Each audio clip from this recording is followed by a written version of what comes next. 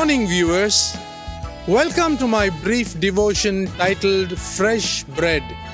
And I do hope that it makes an impact in your life as you begin a new day in Christ. I want to start my devotion today by asking you a very simple question.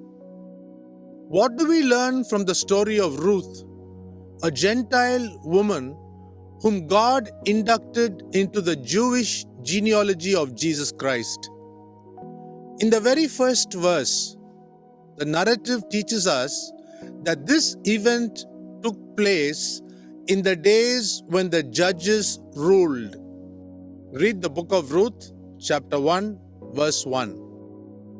Furthermore, this story teaches us that God has always had the Gentiles in his mind, and he, in his foreknowledge, had already set a date wherein the Gentiles could be roped into the New Testament church.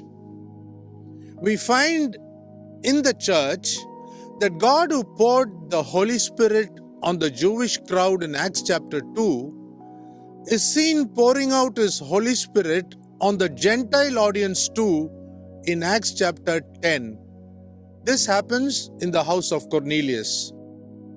We observe in this wonderful narrative that while Orpah, one of the daughters-in-law of Naomi, lost her husband, she went back to her old life in Moab.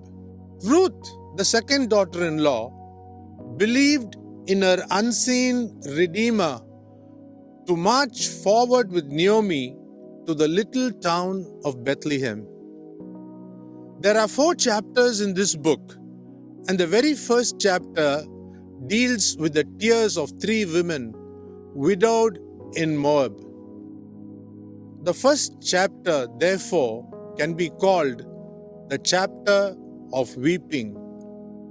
In the next chapter, chapter 2, we find that God kept a job for Ruth in Bethlehem because of her faith in the unseen God and her implicit obedience to the wise counsel of Naomi, her mother-in-law.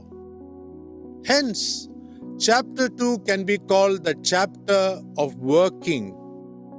Remember, even when Adam was sent out of the Garden of Eden, he learned to work hard to take care of his wife and their children. From working time, we now find that Ruth in the 3rd chapter was moved by God to wait for his time, to which Ruth responded patiently. The 4th chapter, or the final one, deals with the wedding of Ruth, a Moabitess woman, to Boaz, who is a typology of Jesus Christ.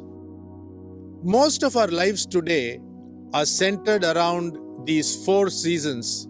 A season of weeping without God's presence in our early lives. Second, a season of working hard that attracts the eyes of God to fall upon us. Chapter 3 talks about a season of waiting for God's time. Rightly, the Lord visits Ruth with a miracle totally unthought of by our frail minds. And finally, even on this day, we await the return of our bridegroom, our Lord Jesus Christ, to step out of heaven and take us to his Father's home for the marriage supper of the Lamb. Think about these 4 chapters and how they mean to us today. God bless you. Have a great day.